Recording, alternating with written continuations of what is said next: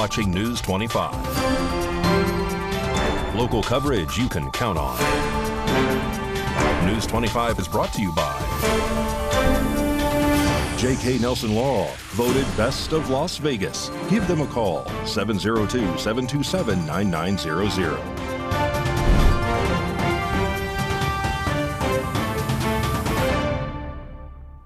Thank you for joining us here on News 25 and Ace Country Radio and streaming at KPVM.TV and now on Roku devices on this Friday, January 31st, 2025. Good evening. I'm Chris Palermo, and here's what's happening. Las Vegas Metro is currently investigating a fraud scheme that impacted a local Las Vegas community, and News 25 has the details. On January 30th at approximately 8:27 a.m., Las Vegas Metro Communications received a call in reference to a disturbance at the front of a business located at the 3100 block of East Sunset Road in Las Vegas. Numerous individuals were gathered in front of a business and were visibly upset, according to witnesses. Arriving officers contacted the individuals and learned that they had been victims of a fraudulent scam. Las Vegas Metro financial crimes detectives responded and took over the investigation. Officers went out to the business complex and noticed that there was a large gathering of individuals that were clearly upset over being victims of a fraud that had occurred inside of the business. At that time, our financial crimes detectives responded to the scene and are currently conducting an investigation. What I can tell you about that investigation is the following. On January 21st, 2025, an online ad was posted for third-party delivery drivers to work for Amazon doing delivery services. As part of the ad, the victims involved responded to the business behind me in the 3100 block of East Sunset Road, where they were directed to fill out an application and provide a $200 application fee. Those application fees were paid in several different forms, whether through cash, credit card, or check.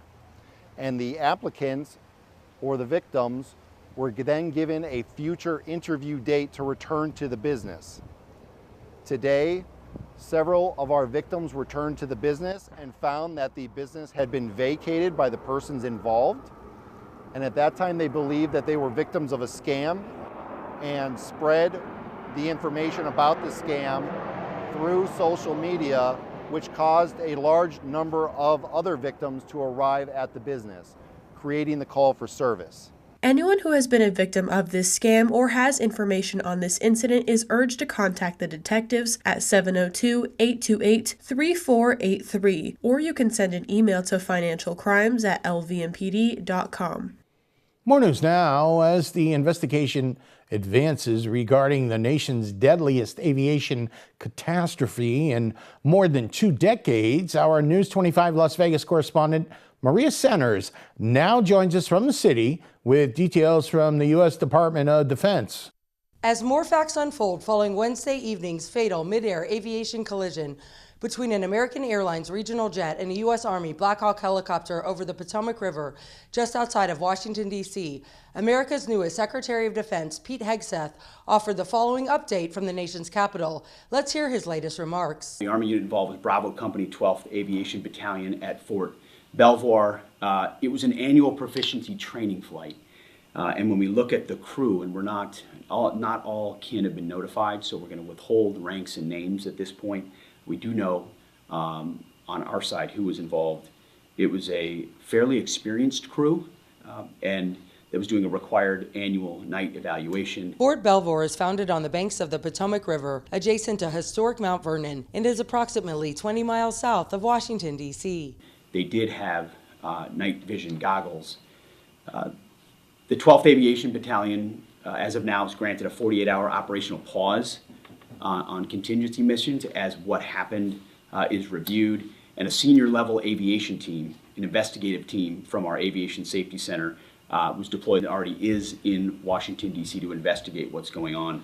Of the tragedy, Trump penned earlier today, quote, "The Black Hawk helicopter was flying too high by a lot. It was far above the 200-foot limit. That's not really too complicated to understand, is it?" We anticipate that the investigation will quickly be able to determine whether the aircraft was in the corridor and at the right altitude at the time of the incident. It's a tragedy, a horrible loss of life for those 64 souls on that civilian airliner, and of course, the 3 soldiers in that Black Hawk.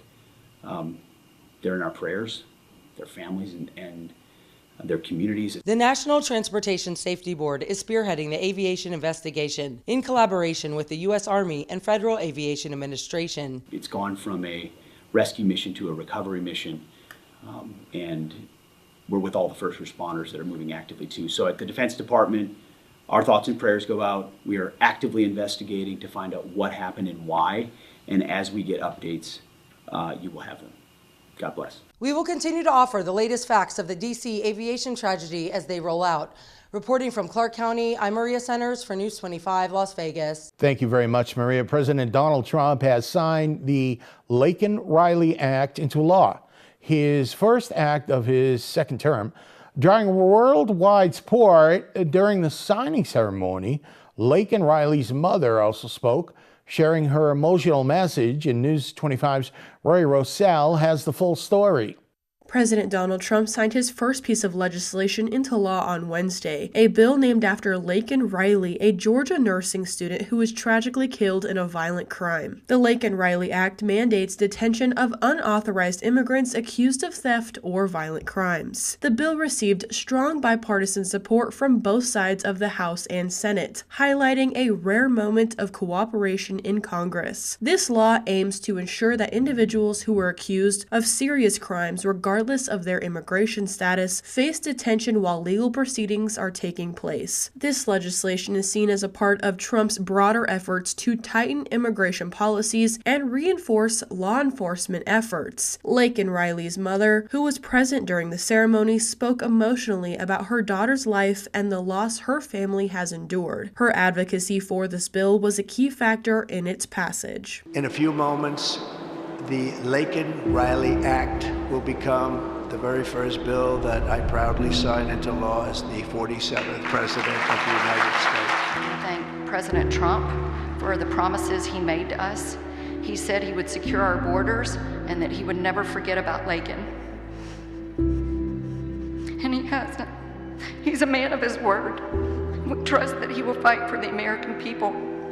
There's no amount of change that will ever bring back our precious Laken. Our hope moving forward is that her life saves lives.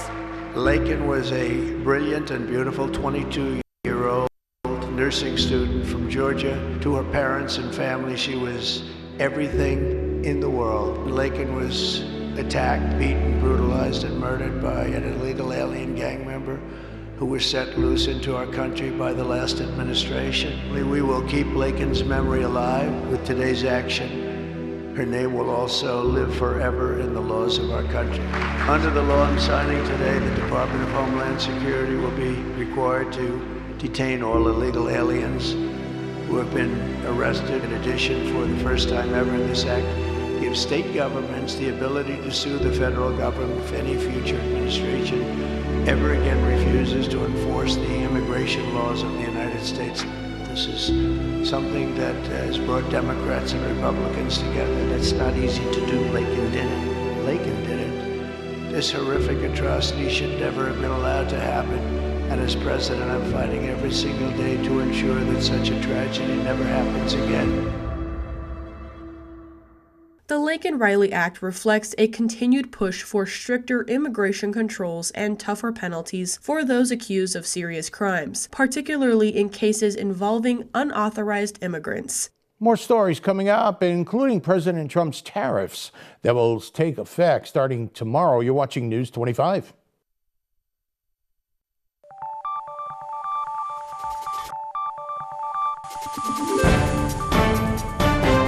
You're watching News 25. Local coverage you can count on. Welcome back to News 25. I'm Chris Palermo. Starting tomorrow, February 1st, new tariffs will take effect on goods coming from Mexico, Canada, and China. News 25 has more on how these tariffs aim to combat the crisis and their impact on trade. Starting Saturday, February 1st, President Donald Trump will place a 25% tariff on Canada and Mexico and 10% tariff on China on imported goods. I was just with the president in the Oval Office, and I can confirm that tomorrow, the February 1st deadline that President Trump put into place at a statement several weeks ago continues. The president will be implementing tomorrow a 25% tariffs on Mexico, 25% tariffs on Canada, and a 10% tariff on China for the illegal fentanyl that they have sourced and allowed to distribute into our country, which has killed tens of millions of Americans. These are promises made and promises kept by the president. On Friday, Canadian Prime Minister Justin Trudeau said, "We're ready with a response, a purposeful, forceful, but reasonable, immediate response. It's not what we want, but if he moves forward, we will also act." According to Trudeau, tariffs would have a disastrous consequence for the U.S., putting American jobs at risk and causing prices to rise. Mexican President Claudia Sheinbaum also commented on Friday, saying that Mexico has a Plan A, Plan B, and a Plan C for what the United States government decides. She went on to say, "Now it is very important that the Mexican people know that we are always going to defend the dignity of our people. We are always going to defend the respect of our sovereignty and dialogue between equals, as we have always said, without subordination." According to a study from the Peterson Institute for International Economics, a 25% tariff on Mexico would be catastrophic. Mexico's economic decline caused by the tariff could increase the incentives for Mexican immigrants to cross the border illegally into the U.S. More news now. This weekend brings our top Silver State STEM students to North Las Vegas for the exciting 2025 Nevada Science Bowl. Our News 25 Las Vegas correspondent Maria Centers now joins us from the city once again with the specifics. Tomorrow morning, right here in Las Vegas, leading local Nevada students are set to compete to gain a seat at this year's U.S. Department of Energy's National Science Bowl, which reigns as the largest and most prestigious science competition nationwide. Now let's dive into all the details. The 2025 Nevada Science Bowl kicks off Saturday, February 1st, highlighting student talent in science, technology, engineering, and mathematics, otherwise known as STEM. Now in its 34th year, the academic competition is comprised of 118 students spanning 20 regional high schools. First prize recipients will advance to the U.S. Department of Energy's Science Bowl, taking place in Washington, D.C. in April, along with a $5,000 award. In addition, the top 12 teams will gain cash prizes for their school's science and math departments. Tomorrow's competition is being held at the College of Southern Nevada, North Las Vegas campus, beginning at 7:30 a.m. Sponsors of this year's Nevada Science Bowl include the U.S. Department of Energy, National Nuclear Security Administration Nevada Field Office, Mission Support and Test Services LLC, and Environmental Management Nevada Environmental Program Services. We'll be sure to announce this year's Nevada Science Bowl champ. Reporting from Clark County and getting it over that hump to all my people in the sunny desert oasis of Pahrump, I'm Maria Centers for News 25 Las Vegas. Thanks again, Maria. In a major healthcare development, the FDA has officially approved a new medication aimed at treating moderate to severe pain, which could change the future for patients who are seeking relief instead of turning to opioids. Yesterday, January 30th, the FDA approved suzetrigine, a new non-opioid painkiller sold as Jornavix, to treat moderate to severe short-term pain. Experts believe it could reduce the need for addictive opioids after surgeries. Suzetrigine works by targeting sodium channels, which are critical for transmitting pain signals. When you experience pain, like touching a hot stove, sodium molecules rush into nerve cells, sending a signal through the nervous system to the brain. Suzetrigine blocks a specific channel called NaV1.8, which is found only in pain nerves. By stopping the signal before it reaches the brain, it avoids the risk of addiction that comes with opioids, which act directly in the brain. In trials after tummy tuck and bunion surgeries, suzetrigine reduced pain by 50%, similar to opioids, without serious side effects. Some patients combined it with ibuprofen, suggesting it may work even better alongside common pain relievers. Doctors say the approval is a major step in pain management, but more studies are needed to confirm its long-term safety. While it isn't approved for chronic pain, suzetrigine could give patients a safer option to control pain and reduce opioid prescriptions. Okay, well, the Vegas Golden Knights, back-to-back games they've lost in overtime. They've got a tough one coming up Sunday afternoon in New York against the Rangers. Mikey has that and more in sports.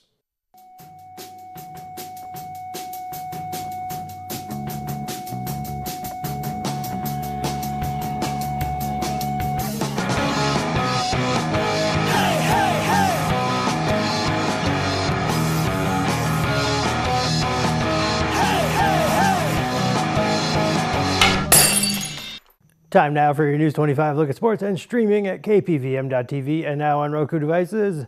Vegas Golden Knights in action last night. They welcomed the Columbus Blue Jackets. Here's how it went. First period, Thomas Hertl with number 20 on the season. Bring it in. Still in the first period, chaos in front of the net. Fantilli stuffs it in. No scoring in the second and the third period, so it looks like we need overtime. Call the authorities. Jack Johnson steals the puck from Pietrangelo. On the breakaway, rebound. Sellinger with the winning goal. Golden Knights play the Rangers in New York this Sunday. WWE has unveiled the schedule for 3 high-profile events in Las Vegas during the weekend of WrestleMania 41. Friday Night SmackDown will start things off on Friday, April 18th, followed by NXT Stand and Deliver. On Saturday, April 19th, Monday Night Raw will conclude the run on Monday, April 21st. A landmark event will bring 2 storied programs to Allegiant Stadium this fall. Grambling State and Jackson State will face off in the inaugural Las Vegas HBCU Classic on October 25th. And Pahrump Valley Trojan boys basketball are at Doral Red Rock Academy today. JV is in progress. Varsity at 5:30. And that's your look at sports on News 25. Coming up, it's a big night at a local casino. A local will be driving home in a new Jeep. You're watching News 25.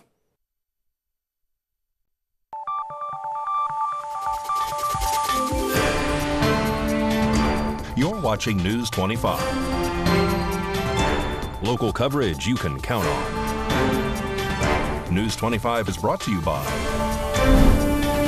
Mountain West Lawyer, Injury Attorneys, 727-9500. Welcome back to News 25. I'm Chris Palermo. The Pahrump Nugget continues to amaze with big wins, and tonight, one lucky player will be driving off in a brand new car.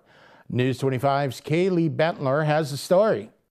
Pahrump Nugget Hotel and Casino is making headlines by becoming the only casino in town to give away 3 cars in 3 months. Tonight at 8:30 p.m., one lucky player will win a brand new 2025 Jeep Compass Sport, with the giveaway made possible through a partnership with Saida Trudeau. While the vehicle on display offers a glimpse of what's up for grabs, the final model and color may differ. The giveaway is part of the Nugget's ongoing effort to reward its True Rewards members. Participants earn entries by accumulating points through gaming activities, including slots, video poker, and table games, as well as through bingo buy-ins and dining at local favorites like Stockman Steakhouse and Golden Harvest Cafe. For those who don't win tonight, the opportunity continues. Additional drawings will be held on the last Fridays of February and March, with all entries restarting each month to give everyone a fair chance. Community members are encouraged to come witness the excitement tonight at 8:30 p.m. at The Nugget, located on Highway 160.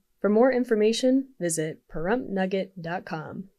Okay, good luck from all of us here at News 25. We'll be covering the person that wins it later. And here's Mikey to tell us what's cooking this Sunday morning on Classic Country Breakfast on the radio side on Ace Country Radio and streaming on Channel 25.8 and now on the new Ace Country Radio app.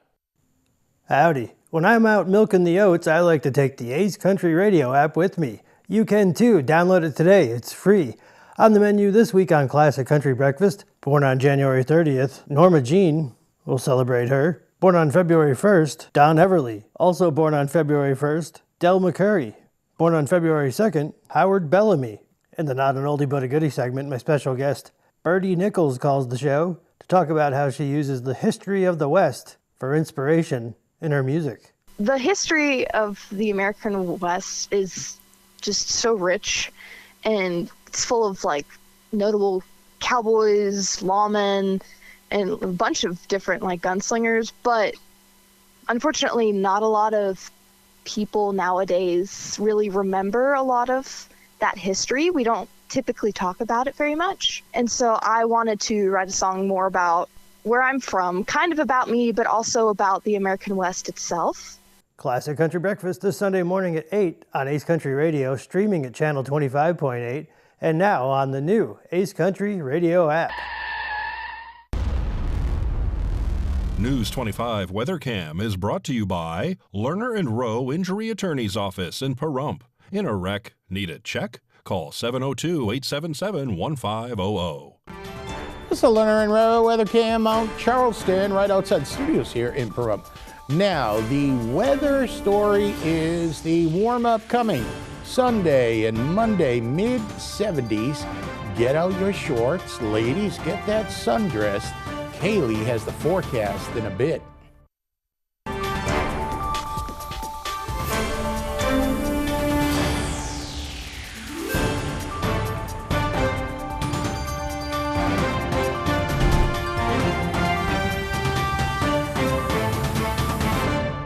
Good evening, Nevada. I'm Kaylee Bentler in the News 25 Weather Studios.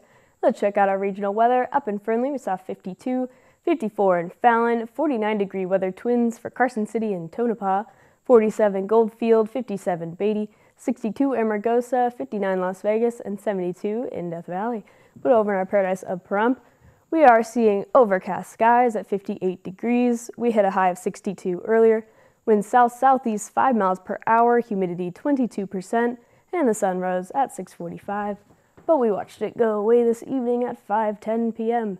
Expect humidity at 37%, winds east-southeast 5 miles per hour with a low of 38, and those clouds are sticking around. Let's check out our weekend.